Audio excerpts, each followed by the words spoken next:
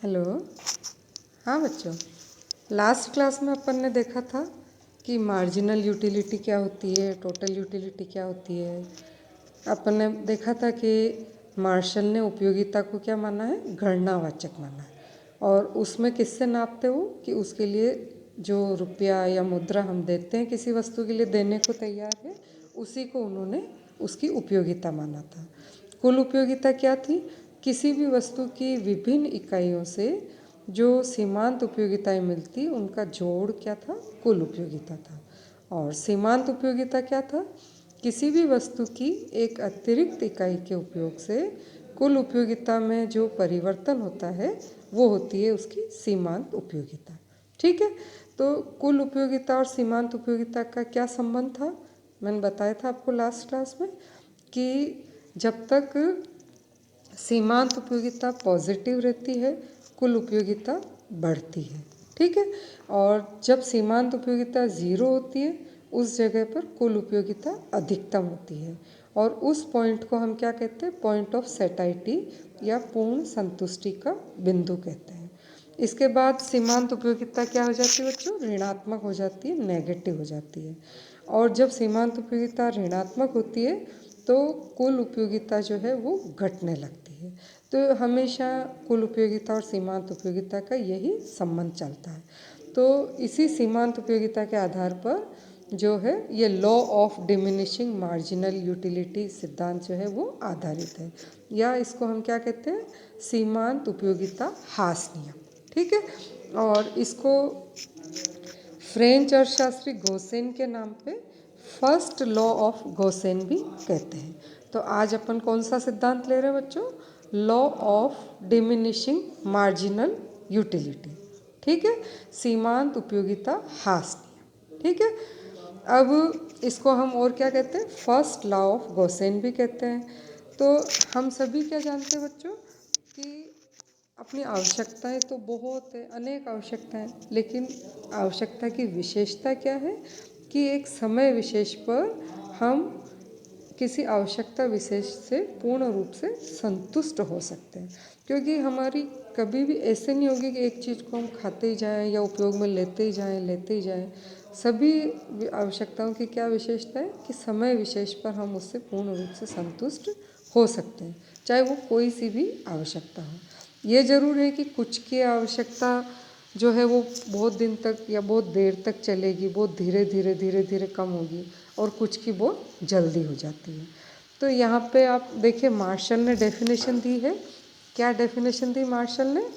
कि किसी मनुष्य के पास किसी वस्तु के स्टॉक की मात्रा में वृद्धि होने से जो अतिरिक्त लाभ उसको प्राप्त होता है, अन्य बातों के समान रहने पर वह वस्तु के स्टॉक की मात्रा में प्रत्येक वृद्धि के साथ साथ घटता जाता है। ठीक है, तो मार्शल क्या कह रहे हैं? वही बात है सीमांत उपयोगिता वाली कि कोई भी वस्तु है जिसके स्टॉक की मात्रा में हम वृद्धि कर रहे हैं, तो उससे जो अतिरिक्त लाभ हमको मिल रहा है वो अन्य बातों के समान रहने पर स्टॉक की मात्रा में प्रत्येक वृद्धि के साथ साथ घटता जाता है। मतलब सीमांत उपयोगिता क्या होती जाती है? घटती जाती है। अब इसके रीजंस क्या है? Reasons for diminishing marginal utility, या जो सीमांत उपयोगिता है वो क्यों घटती है, इसके दो कारण बताए हैं। पहला कारण है कि व्यक्ति की इच्छाएं अनंत है, किंतु विशिष्ट इच्छा को पूर्ण रूप से तृप्त किया जा सकता है। ठीक है, जैसे जैसे व्यक्ति एक वस्तु की इकाइयों का प्रयोग बढ़ाता जाता है तो उसकी इच्छा की तीव्रता क्या हो जाती है? तीव्रता कम होती जाती है, और इसी क्रम में उपभोक्ता पूर्ण संतुष्टि स्तर पर पहुंच जाता है, और वहाँ पे उसकी क्या हो जाती है? सीमांत उपयोगिता शून्य हो जाती है। ठीक है, तो कोई भी इच्छा जो है उसको हम पूर्ण रूप से तृप्त कर सकते हैं। ठीक है, तो जैसे जैसे किसी भी वस्तु का हम उपयोग करते जाते हैं उससे मिलने वाली सीमांत उपयोगिता घटती जाती है, और फिर हम पूर्ण संतुष्टि स्तर पर पहुंच जाते हैं। कब? जहाँ पर कि उससे मिलने वाली सीमांत उपयोगिता शून्य हो जाती है। ठीक है, और दूसरी बात कि विभिन्न वस्तुएं जो है वो एक दूसरे की अपूर्ण स्थानापन्न होती है। तो वस्तुओं को हम एक निश्चित अनुपात में ही प्रयोग ले सकते हैं। जैसे अब कोई भी चीज़ है तो ऐसा नहीं कि एक चीज़ को हम दूसरी जगह एक चीज़ के स्थान पे काम में लें, थोड़ा बहुत हम कर सकते हैं। जैसे हम खाना खा रहे हैं, कभी रोटी ज़्यादा है सब्जी कम है तो हम थोड़ा रोटी ज़्यादा खा ली, सब्जी कम खा ली, या सब्जी ज़्यादा है रोटी कम है तो सब्जी ज़्यादा खा ली। तो लेकिन ऐसा नहीं है कि एक दिन हम खाली रोटी खा लें और दूसरे दिन हम खाली सब्जी खा लें। एक दूसरे के स्थान पर थोड़ा बहुत हम परिवर्तन कर सकते हैं, लेकिन दूसरी चीज़ की आवश्यकता होगी ही होगी। ठीक है, तो वस्तुएं एक दूसरे के अपूर्ण स्थानापन्न होती है, इसीलिए भी law of diminishing marginal utility लागू होता है। ठीक है, तो अब आपने देखा मार्शल की डेफिनेशन में मार्शल ने क्या कहा कि अन्य बातें समान रहे। तो अन्य बातें समान रहने का क्या मतलब है कि ये इसकी मान्यताएं हैं, इस सिद्धांत की मान्यताएं हैं। तो ये मान्यताएं देखिए आप क्या क्या लिखी है। नंबर 1 क्या लिखा है कि वस्तु की विभिन्न इकाइयों का उपभोग निरंतर क्रम में होना चाहिए। ठीक है, तो उपभोग निरंतर क्रम में होना चाहिए का मतलब जैसे अब हम खाना खा रहे हैं तो जब पहली रोटी खाई तभी उसके साथ ही दूसरी तीसरी खाएंगे, ऐसा नहीं कि एक रोटी सुबह खाई एक रोटी शाम को खाई। तो उपभोग क्या होना चाहिए, निरंतर होना चाहिए। ठीक है, फिर सेकंड, वस्तु की उपभोग की इकाइयों का आकार पर्याप्त होना चाहिए। ठीक है, आकार पर्याप्त होना चाहिए का मतलब जैसे आप खीर खा रहे हो तो ऐसा नहीं कि एक एक चम्मच खीर आपको दे तो आपकी तो और इच्छा ज़्यादा जागृत होगी। तो हमको एक आकार पर्याप्त का मतलब जैसे खीर है तो एक कटोरी खीर होनी चाहिए। ठीक है, अब तीसरा, वस्तु की सभी इकाइयाँ गुण और मात्रा में क्या होनी चाहिए, समान होना चाहिए। ऐसा नहीं कि पहला चीज़ की तो क्वालिटी बेकार थी दूसरे की ज़्यादा अच्छी है, तो गुण और मात्रा में क्या होनी चाहिए, समान होनी चाहिए। फिर फोर्थ की पूर्ण प्रतियोगिता होनी चाहिए, और वस्तु की और अन्य वस्तु की कीमतें भी क्या रहनी चाहिए, स्थिर रहनी चाहिए। फिर नंबर 5, उपभोक्ता की आय और उपभोग की प्रवृत्ति में कोई परिवर्तन नहीं होना चाहिए। मतलब ऐसा नहीं है कि अचानक उसकी आय बदल गई या अचानक उपभोक्ता की टेस्ट चेंज हो गया, ऐसा नहीं होना चाहिए। फिर उपभोक्ता की मानसिक स्थिति में कोई परिवर्तन नहीं होना चाहिए। तो ऐसा नहीं है कि पहले वो नॉर्मल था और फिर उसका एबनॉर्मल व्यवहार हो गया, तो मानसिक स्थिति भी उसकी पहले जैसी ही रहनी चाहिए। फिर नंबर 7, एक समय विशेष पर व्यक्ति की एक ही आवश्यकता का हम अध्ययन कर सकते हैं। ठीक है, ऐसा क्योंकि हम काम में तो एक साथ कितनी सारी चीज़ें लेते हैं, लेकिन अध्ययन के समय में हमको क्या ध्यान रखना है कि एक समय में एक ही आवश्यकता का अध्ययन हम कर सकते हैं। ठीक है बच्चों, तो अब इसके बाद हम क्या देख रहे हैं, इसकी टेबल और इसका डायग्राम। ठीक है, तो टेबल जैसे हमने लास्ट बनाई थी उसी तरह से ये टेबल बना रहे हैं हम। तो presentation of law with table and diagram. तो पहले आप देखिए टेबल में फर्स्ट कॉलम हमने क्या लिया, वस्तु की इकाई। तो 1 2 3 4 5 6 7 8 9। ठीक है, सेकंड कॉलम में हमने क्या लिया, मार्जिनल यूटिलिटी। पहली से आपको कितनी मिल रही है, 30, दूसरी से 40, तीसरी से 50, मतलब यहाँ तक सीमांत उपयोगिता क्या हो रही है बच्चों, बढ़ रही है। इसके बाद चौथी इकाई से मार्जिनल उपयोगिता कितनी मिल रही है, 40 मिल रही है। पाँचवीं से 30, छठी से 20, सातवीं से 10, और आठवीं पे आप क्या देख रहे हैं, ज़ीरो हो गई। सीमांत उपयोगिता क्या हो गई है, ज़ीरो हो गई है। और जहाँ सीमांत उपयोगिता ज़ीरो होती है उसको हम पॉइंट ऑफ सेटाइटी बोलते हैं। ठीक है, और अब इसके बाद अगर हम उस इकाई को या उस वस्तु को काम में लेते हैं तो कुल सीमांत उपयोगिता क्या हो जाएगी, ऋणात्मक हो जाएगी। ठीक है, तो 90वीं इकाई से आप देखिए सीमांत उपयोगिता क्या हो गई है, -10 हो गई है। ठीक है, अब तीसरा कॉलम हमने क्या लिया है, कुल उपयोगिता का लिया है। तो यहाँ पे आप देख रहे हो पहली इकाई की कुल उपयोगिता कितनी है, 30 है। दूसरी की कितनी है, 30 + 40 70 है। तीसरी की 70 + 50 120 होगी। फोर्थ की 120 + 40 160 है। फिफ्थ की 160 + 30 190। सिक्स्थ की 190 + 20 210। सेवेंथ की 210 + 10 220। और एट्थ की आप देखिए कि 220 ही रहेगी क्योंकि सीमांत उपयोगिता क्या है, 0 है। और 9th की क्या हो गई बच्चों, देखिए कि 220 से घट करके 210 हो गई है। ठीक है, तो अब आप इसमें देखिए कि जब तक सीमांत उपयोगिता बढ़ती है तो कुल उपयोगिता बढ़ती हुई दर से बढ़ रही है। ठीक है, इसके बाद चौथी इकाई से कुल उपयोगिता बढ़ रही है लेकिन वो घटती हुई दर से बढ़ रही है। उसके बाद आप देखिए 8th पे जब सीमांत उपयोगिता 0 है, कुल उपयोगिता क्या है बच्चों, अधिकतम है। और इस बिंदु को हम क्या कहते हैं, पॉइंट ऑफ सेटाइटी या पूर्ण संतुष्टि या पूर्ण तृप्ति का बिंदु। ठीक है, इसके बाद क्या हो रहा है बच्चों, सीमांत उपयोगिता माइनस में आ गई है तो कुल उपयोगिता घटने लग गई है।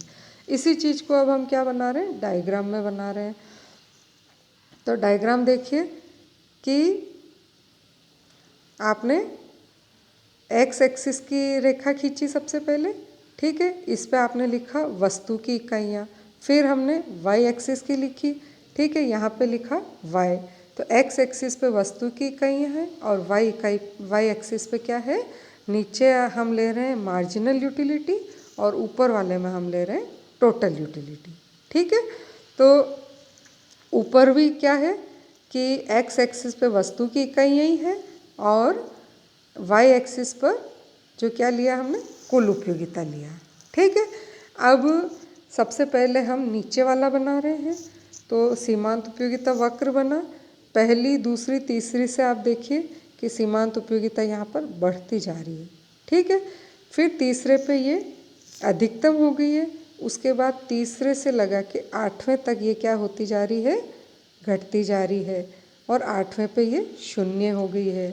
इसके बाद अगर हम वस्तु को काम में लेते हैं तो सीमांत उपयोगिता क्या हो गई है, ऋणात्मक हो गई है। ठीक है, तो 8वें इकाई पे सीमांत उपयोगिता 0 है, इसको हम क्या कहते हैं, पॉइंट ऑफ सेटाइटी। ठीक है, और आपका जो ये सीमांत उपयोगिता है ये बाद में क्या हो रही है, ऋणात्मक भी हो रही है। ठीक है, तो एक्स एक्सिस के बाद जो सीमांत उपयोगिता वक्र है वो आपका कहाँ जा रहा है, नीचे की ओर जा रहा है, वो ऋणात्मक है। ठीक है, अब अपन इसके आधार पर क्या बना रहे हैं, कुल उपयोगिता वक्र बना रहे हैं। तो कुल उपयोगिता में आप देखिए कि सबसे पहले जब तक सीमांत उपयोगिता आप देखिए बढ़ रही है ए से ए डैश तक, तो कुल उपयोगिता में भी जो आपकी 0 से लगा के ओ से लगा के डी तक तो आपकी कुल उपयोगिता क्या हो रही, बढ़ रही है। तो जब बढ़ती हुई दर से बढ़ने के बाद ये घटती हुई दर से बढ़ती है तो उसको हम क्या कहते हैं, पॉइंट ऑफ इन्फ्लेक्शन। तो डी पॉइंट आपका क्या है बच्चों, पॉइंट ऑफ इन्फ्लेक्शन है। इसके बाद आप देखिए डी से ई तक कुल उपयोगिता बढ़ रही है लेकिन वो घटती हुई दर से बढ़ रही है। फिर आप देखिए कि 8वीं इकाई पर जब सीमांत उपयोगिता 0 है तो कुल उपयोगिता इस ई बिंदु पर आप देखिए अधिकतम है। ठीक है, इस 8वीं के बाद आप देखिए सीमांत उपयोगिता ऋणात्मक हो गई है, तो इस ई बिंदु के बाद कुल उपयोगिता भी आपकी घटने लगती है। तो इस ई से एफ तक आपकी क्या हो गई है, कुल उपयोगिता घटने लगी। ठीक है, तो नीचे वाले में देखिए कि आपके इस बी बिंदु पर सीमांत उपयोगिता 0 है और पॉइंट ऑफ सेटाइटी का बिंदु है, और ऊपर वाले में ई बिंदु पर 8वें पॉइंट पर कुल उपयोगिता अधिकतम है और ये पॉइंट ऑफ सेटाइटी। ठीक है बच्चों, तो आपने ये डायग्राम देखा इसका। तो नीचे वाला कर्व मार्जिनल यूटिलिटी कर्व है और ऊपर वाला जो कर्व है वो क्या है कि ये है टोटल यूटिलिटी कर्व। ठीक है, अब आप देखिए कि पॉइंट डी को हम क्या कह रहे हैं, पॉइंट ऑफ इन्फ्लेक्शन। ठीक है, फिर ओ से डी तक टोटल यूटिलिटी कर्व जो है एक्स एक्सिस के प्रति कॉन्वेक्स है, फिर डी से ई तक ये कॉनकेव हो जाता है। ठीक है, तो इस तरह से ये डायग्राम आपने देखा। ठीक है,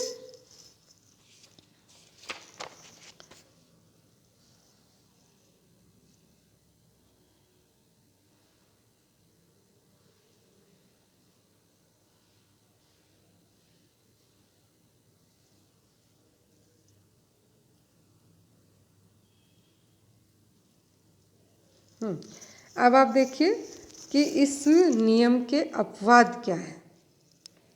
ठीक है।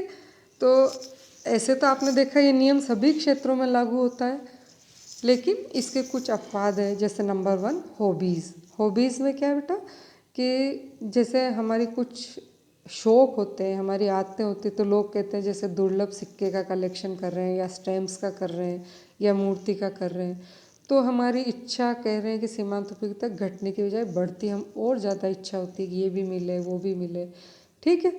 लेकिन अगर हम इसको देखें तो हमारी मान्यता क्या थी कि वस्तुएं समरूप होनी चाहिए, समान होनी चाहिए गुण और मात्रा में।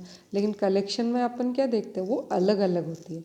अगर सेम कंट्री का स्टैम्प आपको मिल गया तो आप क्या कहोगे, नहीं ये तो मेरे पास है। तो इसका मतलब कि वस्तुएं समान नहीं होती है, इसीलिए हमारी उसके प्रति क्या होती है, इच्छा पैदा होती है। तो ये हॉबीज़ वाला भी जो है वो अपवाद नहीं है। इसके बाद दूसरा शराब के प्रयोग में, कि शराब का हर अतिरिक्त प्याला उस उपभोक्ता को अधिकतम या बढ़ती हुई संतुष्टि देता है। लेकिन ये भी अपवाद सही नहीं है। क्यों?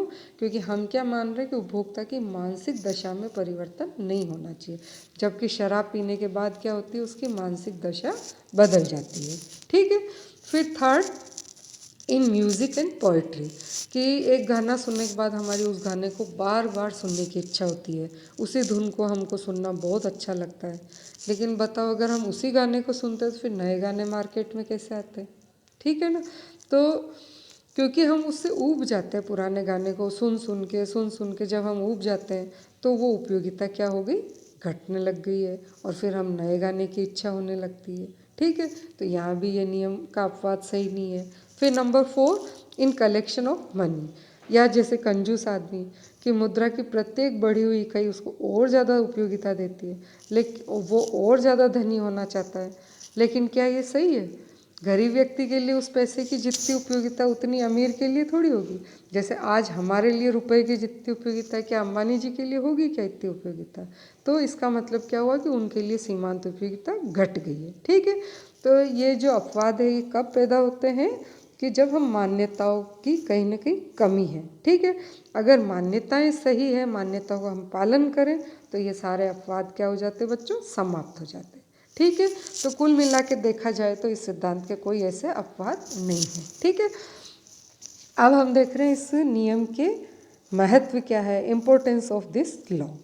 तो फर्स्ट है law of equi marginal utility, मतलब सम सीमांत उपयोगिता नियम का ये सिद्धांत आधार है, जिसके आधार पर कि हम देखते हैं कि उपभोक्ता को अधिकतम संतुष्टि कैसे मिलेगी, ठीक है।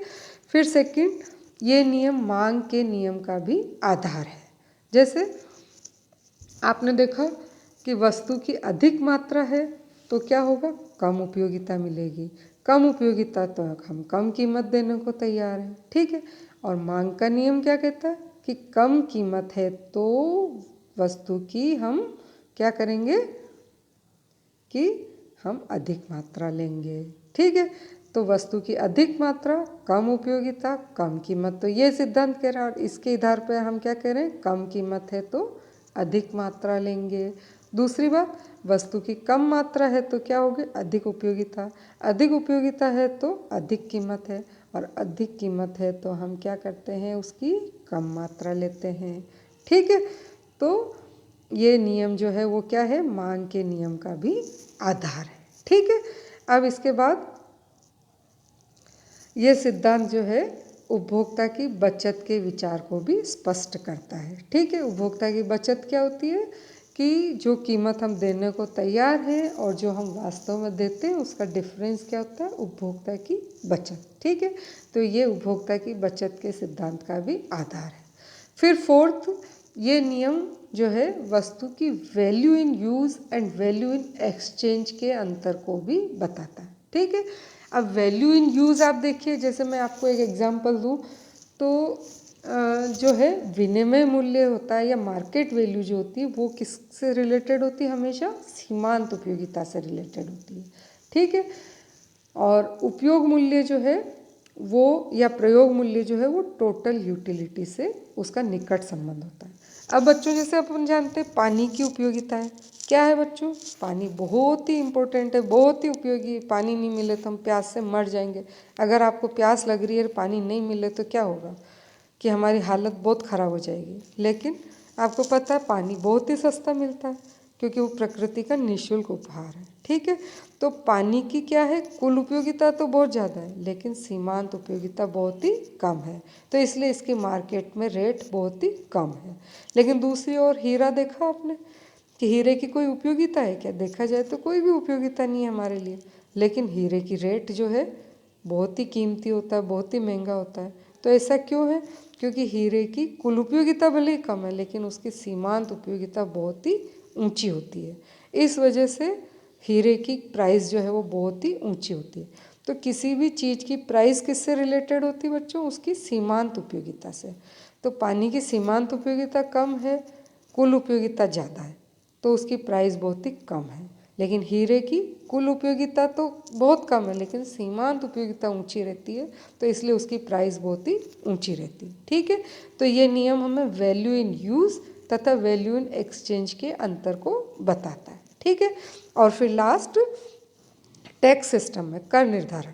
कर निर्धारण में अपन देखते हैं कि हमारा टैक्स सिस्टम क्या होता है, प्रोग्रेसिव होता है, कि जिसमें गरीबों पे कम कर लगता है और अमीरों पे ज़्यादा लगता है।